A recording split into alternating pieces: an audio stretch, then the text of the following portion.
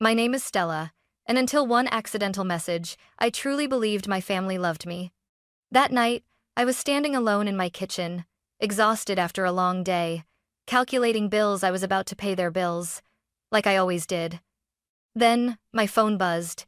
A video message from my stepmother. I almost ignored it. I thought it was a mistake. A family clip. Something harmless. Instead, I heard laughter. She should be grateful, my stepmother said. Then my father's voice followed. Calm and cruel. A pathetic failure. At least she's useful paying our bills. My hands started shaking. They weren't joking. They were relaxed, comfortable, like this was how they talked about me all the time. 30 seconds later, the video disappeared. Message unsent. But it was too late. They thought I hadn't seen it. And that was the moment everything changed. For most of my adult life, I was the person my family depended on without ever questioning whether it was fair. If a problem involved money, it somehow found its way to me. It didn't matter what time it was or how exhausted I felt. My phone would ring, and I already knew what the conversation would sound like before I answered. My father, Richard, always started the same way, slow, controlled, almost apologetic, but never unsure. Stella, things are a little tight right now, he'd say, as if that explained everything. Just until next month. There was always a next month. Rent that somehow never stabilized. Credit cards that never went down. Utilities that were always unexpectedly higher. And every time, I transferred the money. Quietly. Immediately. Without making a scene. My stepmother, Linda, played a different role. She never asked directly. She sighed instead. You're so responsible, she'd tell me. I wish Evan were more like you. That sentence alone kept me trapped longer than I care to admit. My younger brother, Evan, had been finding himself for nearly a decade.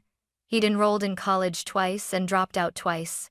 Each time, I paid the tuition because everyone said the same thing. This time will be different. It never was. Still, I paid. Because if I didn't, Linda would remind me how stressed my father was. Richard would talk about how fragile the family finances were. And Evan, he wouldn't say much at all. He'd just look uncomfortable, like my money was a burden he didn't enjoy, even as he kept taking it. I told myself I was helping, that I was being a good daughter, a good sister. But the truth was, no one ever asked how I was doing. I worked longer hours than anyone else in my family. I skipped vacations because it wasn't the right time. I said no to things. I wanted new clothes, weekend trips, even medical appointments because there was always something more urgent happening in their lives. And somehow, their emergencies always lined up perfectly with my payday. I noticed things, of course. I wasn't blind. Linda would post photos of new furniture. Richard talked casually about dinners out with friends. Evan had a gym membership he never used, paid for with money that had once been mine. But whenever doubt crept in, I crushed it. Don't be dramatic. They're family. You're lucky you can help.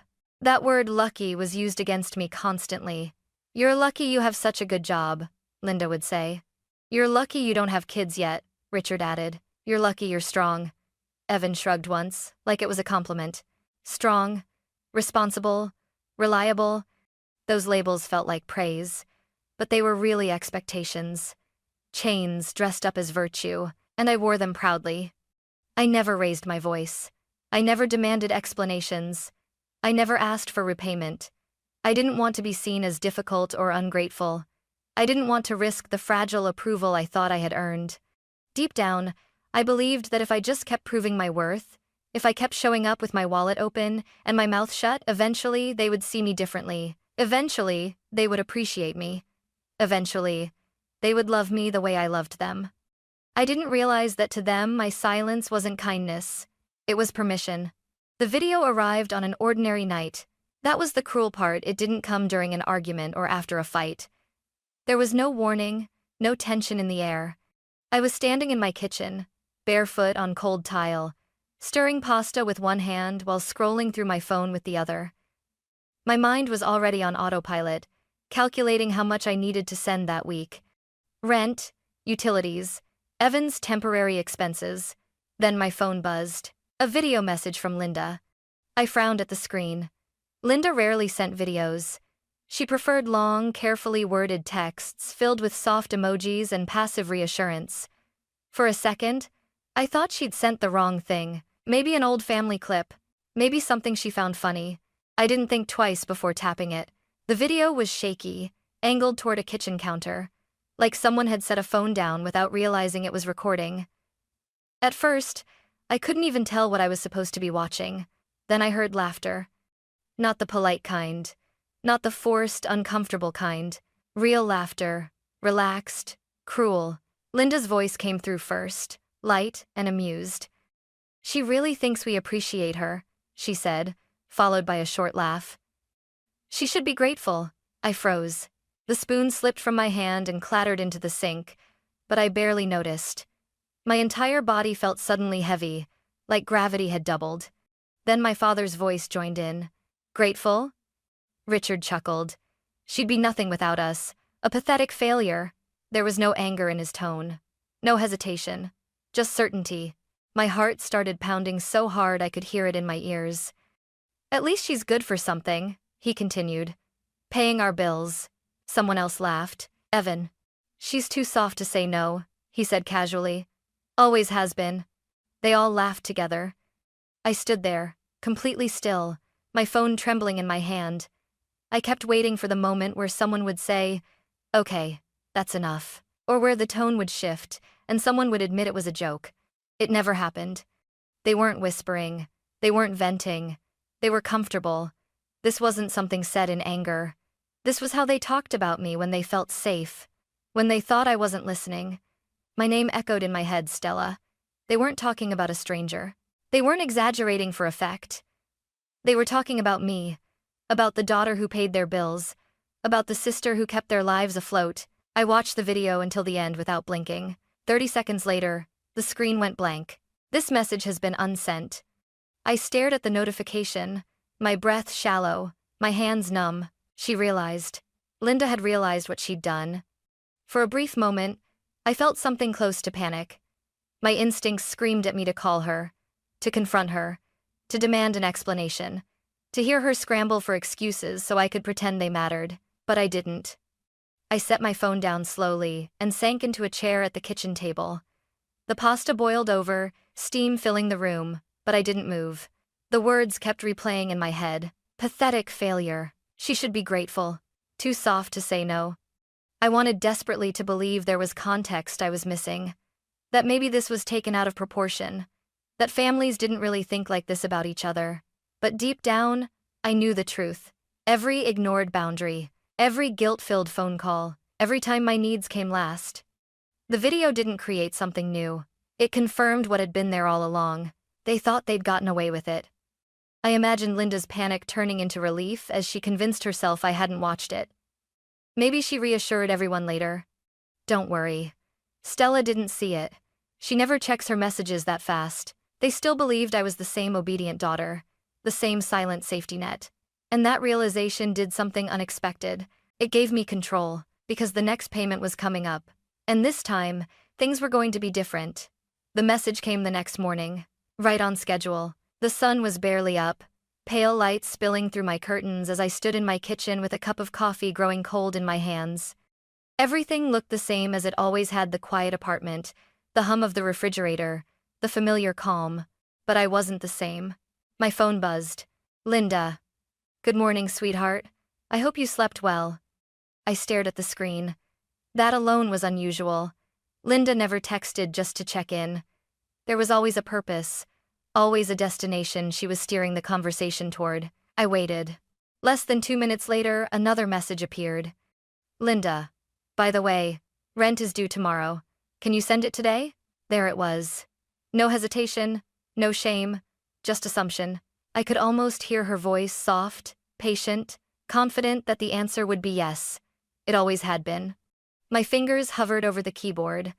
Muscle memory already forming the response I'd typed 100 times before. "Of course. No problem. Sorry, I didn't send it sooner." I deleted all of it.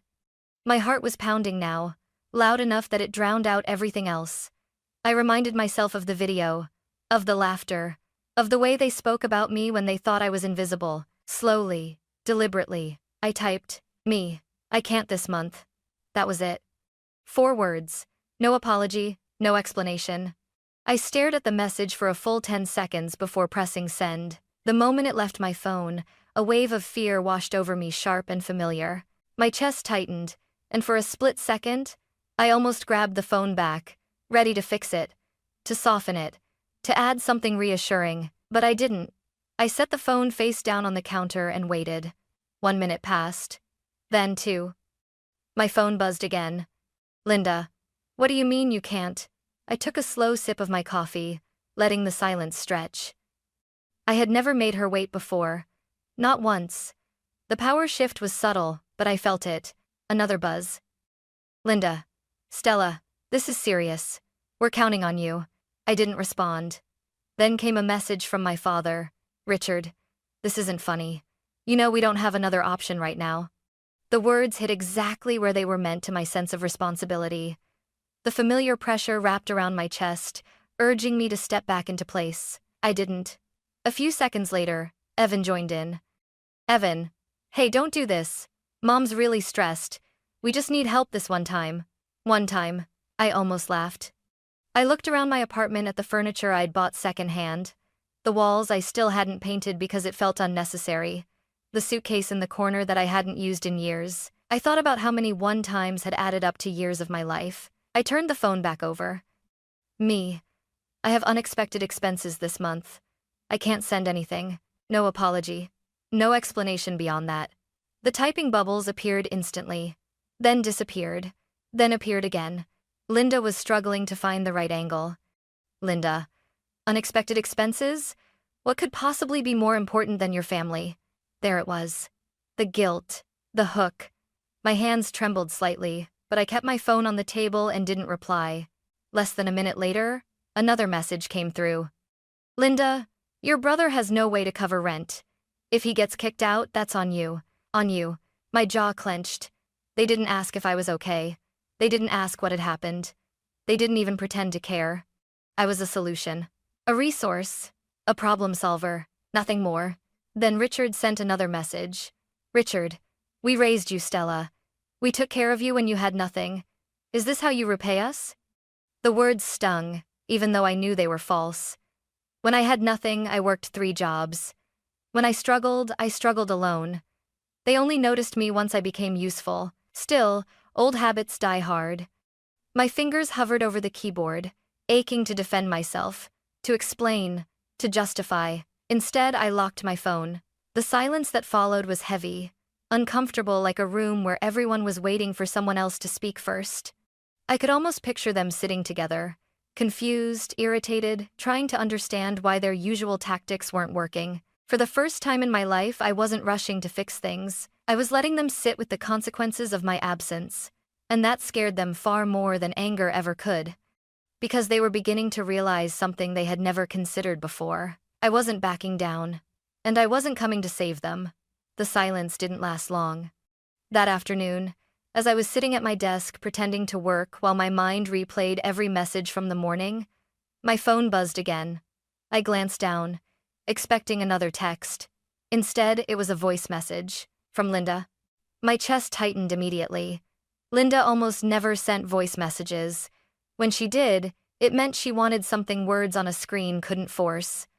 Tone mattered, emotion mattered, control mattered. I stared at the screen for several seconds, my thumb hovering over the play button. Part of me wanted to delete it without listening. Another part, stronger, calmer, knew I needed to hear it. I needed to know exactly who she was when she stopped pretending. I pressed play. Her voice filled the room, sharp and impatient, stripped of the warmth she used so carefully in texts. Stella, listen, she began. I don't know what kind of game you think you're playing, but this isn't funny. I closed my eyes. Your father is furious, she continued. Your brother is panicking. You've caused a lot of stress today, and frankly, I don't understand where this attitude is coming from. There it was. Not concern, not confusion, accusation. You have a good job, Linda went on. You make more money than any of us. You don't even need that money. Meanwhile, your family is struggling. Family. She said it like a weapon. And now you just wake up one day and decide you don't care anymore? After everything we've done for you? After all the sacrifices we made? I felt my jaw tighten, but I didn't stop the message. You owe them, Stella, she said firmly. They gave you life. They raised you. And this selfish behavior, this isn't who you are. My heart pounded harder now. Not from fear, but from something closer to anger. Controlled. Focused. Then her tone shifted. Colder. If you really want to be this kind of person, she said, lowering her voice. Fine. But don't expect forgiveness. Don't expect to come crawling back when you realize how much you need us. She paused, letting the silence stretch. Once you cross this line, Linda finished, there's no coming back. The message ended. I sat there, phone still in my hand, the room unnaturally quiet. My ears rang slightly, like they always did when something heavy settled into place. I should have felt scared. That was the version of me they were used to, the one who panicked at disapproval, who scrambled to fix things, who apologized just to restore balance. But instead, I felt calm, not relief, not joy, clarity. The voice message hadn't threatened me with loss. It had confirmed something I already knew. They didn't love me. They didn't respect me.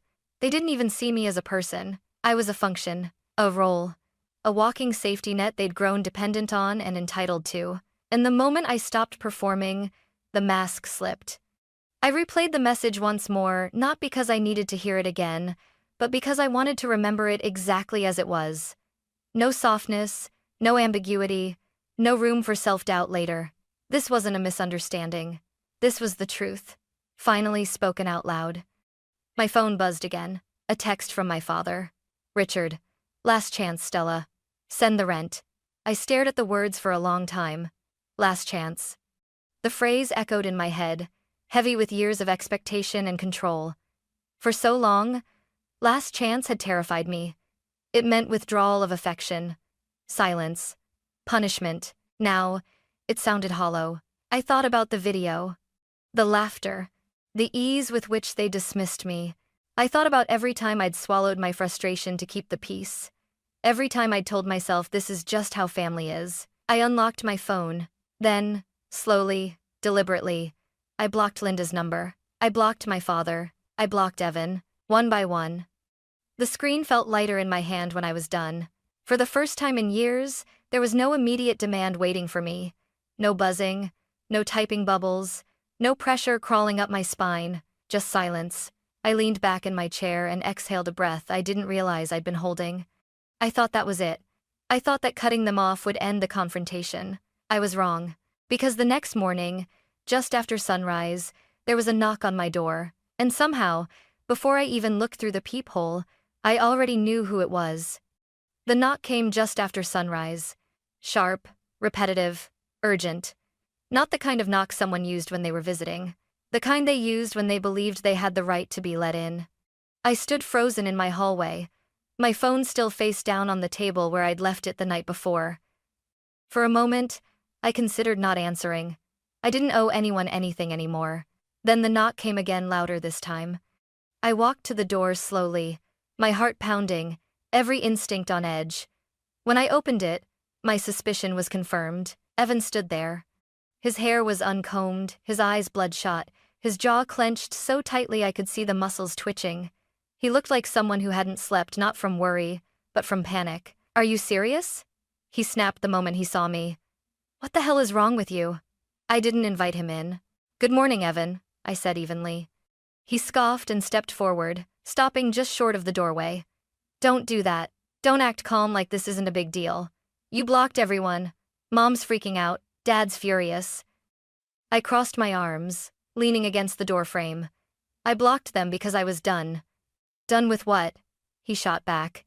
Being part of a family? I let out a short, humorless laugh. No, being used. His face twisted. Oh my God, not this again. This again? I repeated quietly. Yes, this victim thing you do, Evan said, throwing his hands up. You act like we're some kind of monsters just because you help out. Help out? I echoed. I've been paying your rent for 3 years. He looked away. I paid your tuition, I continued. Your groceries, your utilities, even your gym membership, which you never use. That's different, he muttered. How? I asked. Explain it to me. He hesitated, then snapped back. Because you can afford it. There it was. The truth, unfiltered. So, because I make more money, I said slowly, I'm obligated to support you forever? That's not what I said. That's exactly what you said. He ran a hand through his hair, frustration spilling out of him. You're blowing this out of proportion. That video wasn't even serious. My chest tightened. I met his eyes. I saw it. His face went pale. What video? He asked too quickly. I smiled, but there was nothing kind about it. The one where you laughed while they called me a pathetic failure. The silence between us was immediate and heavy. Evan swallowed. Look. It wasn't like that. We were just talking. Venting. About me. He shrugged weakly. You weren't supposed to hear it. The words landed harder than anything else he'd said. I wasn't supposed to hear it, I repeated. Yeah, he said, defensive now. You know how Mom gets. She jokes. Dad jokes. It doesn't mean anything. I leaned forward slightly. You laughed. His jaw clenched. So what? You expect us to walk on eggshells because you're sensitive? Sensitive. After everything, I straightened. I'm done paying. The words were calm. Final. Evan stared at me like I'd spoken a foreign language. You don't mean that. I do. You can't just cut us off, he said sharply. You're acting like this money doesn't matter. It matters to you, I replied.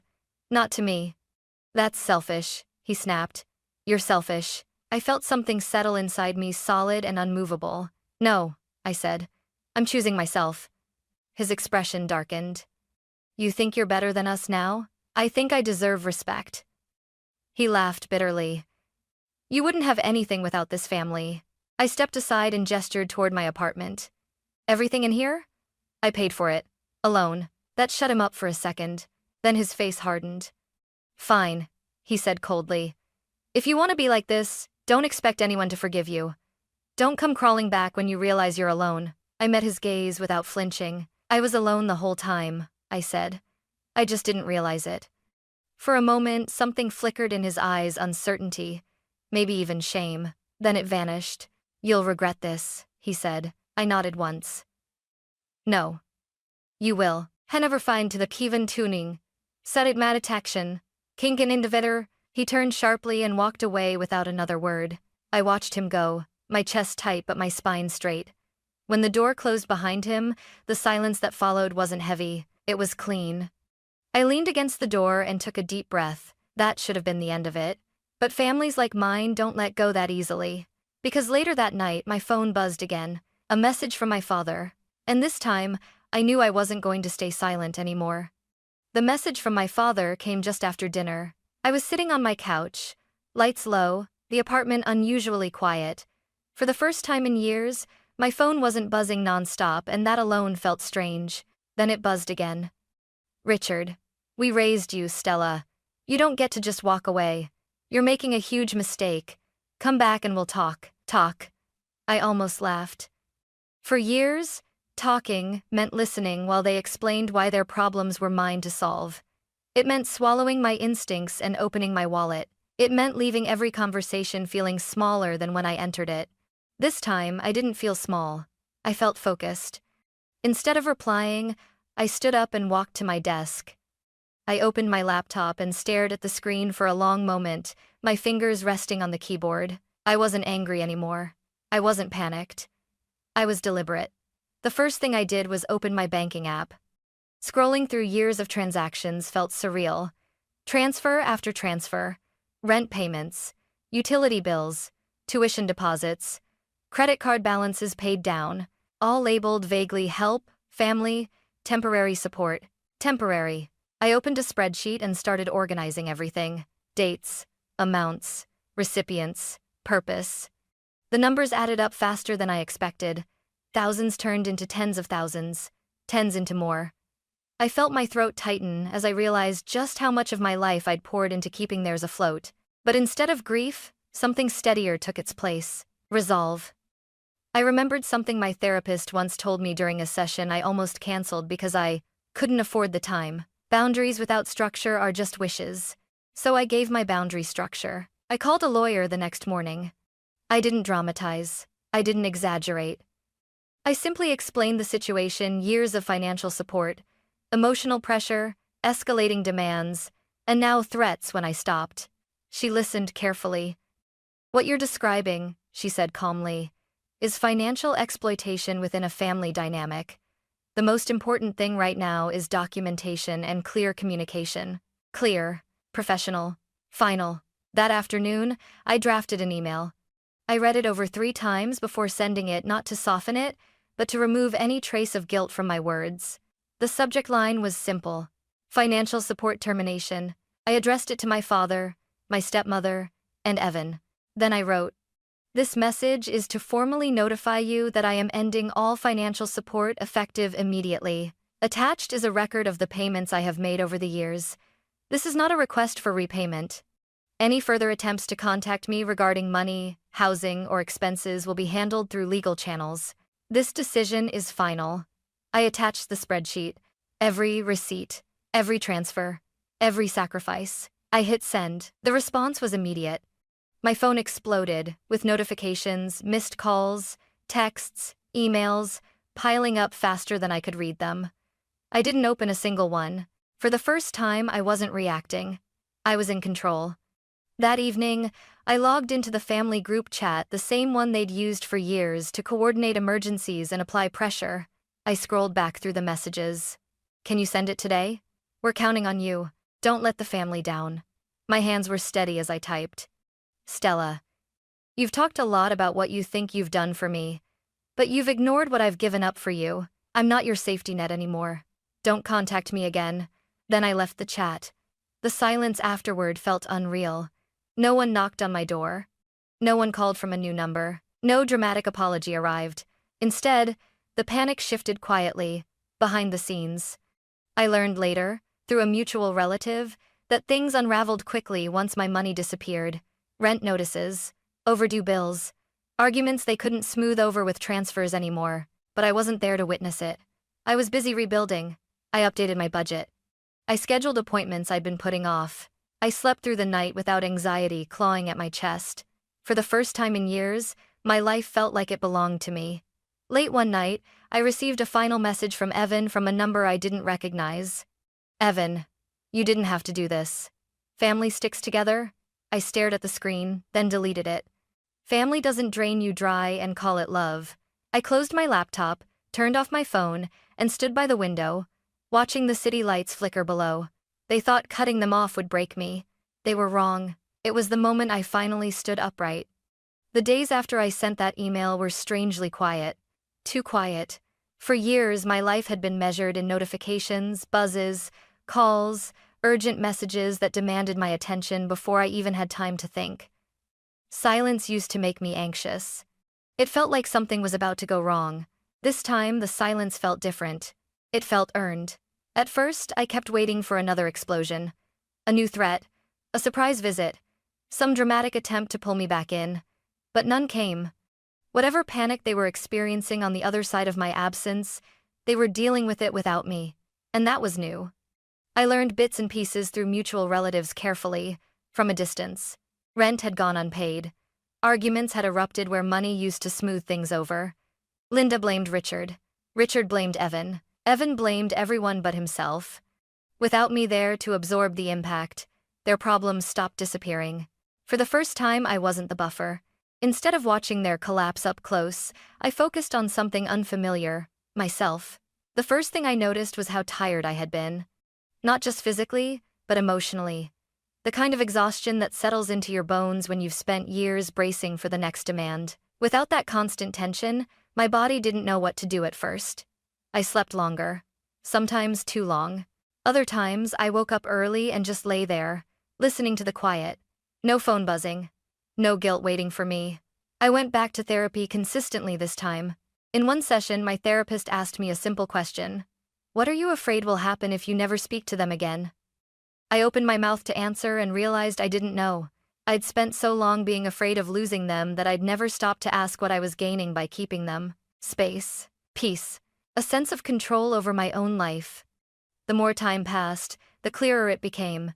They weren't reaching out because they missed me. They missed what I provided. And without it, they were lost.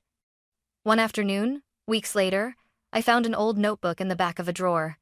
Inside were lists I'd written years ago. Things I wanted to do someday when life calmed down. Travel. Take a class just because it interested me. Build savings that weren't already spoken for. I laughed softly at how unrealistic those dreams had felt back then. Now, they didn't. I started small. I booked a weekend trip, nothing extravagant. Just a change of scenery. I paid my bills without anxiety, knowing the money stayed where it belonged.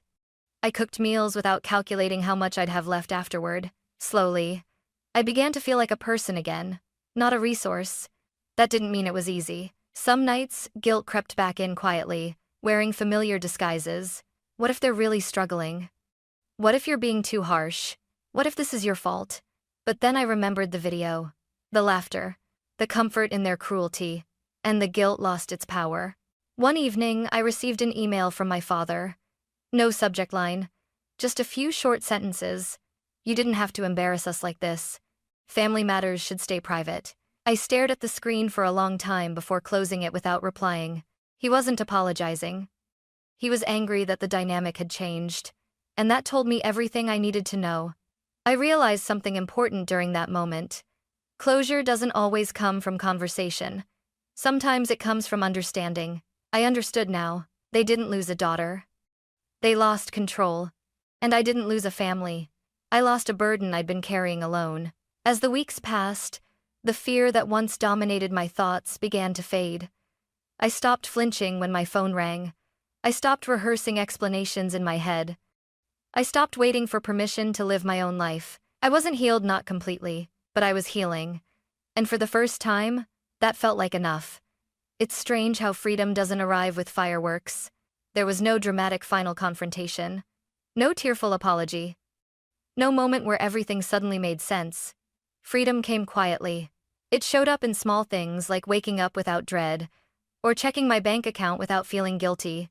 It appeared in the way my shoulders finally relaxed, in the way my phone could sit untouched for hours without sending my heart racing. For a long time, I believed that walking away meant failure, that cutting off my family meant I was weak, selfish, or ungrateful. I know better now. Walking away didn't mean I stopped caring. It meant I stopped sacrificing myself to prove my worth. I learned that love doesn't demand silence. It doesn't punish boundaries. And it doesn't laugh behind your back while taking from you. What I experienced had a name: financial exploitation, emotional manipulation, control disguised as family loyalty.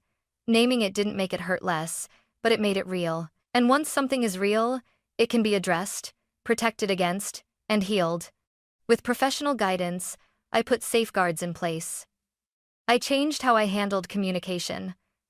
I learned that boundaries aren't walls meant to punish others, they're doors you choose when to open. And most importantly, I learned that protecting yourself is not an act of cruelty. It's an act of responsibility. There are days I still think about them. Not with anger, but with clarity. I wonder how long they expected the arrangement to last. I wonder if they ever truly believed I would leave. But those questions don't control me anymore. My life is fuller now, not because it's perfect, but because it's honest. The time, energy, and money I once poured into keeping others afloat now goes into building something real, something stable, something mine.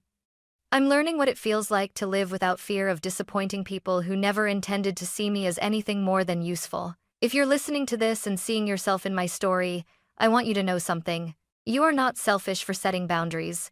You are not cruel for saying no. And you are not broken for choosing yourself. Family is not defined by who takes from you. It's defined by who respects you when you stop giving. They called me a pathetic failure. But the truth is, the moment I stopped paying for their lives was the moment I finally started living my own. And that choice, quiet, firm, and unapologetic, was the strongest thing I have ever done.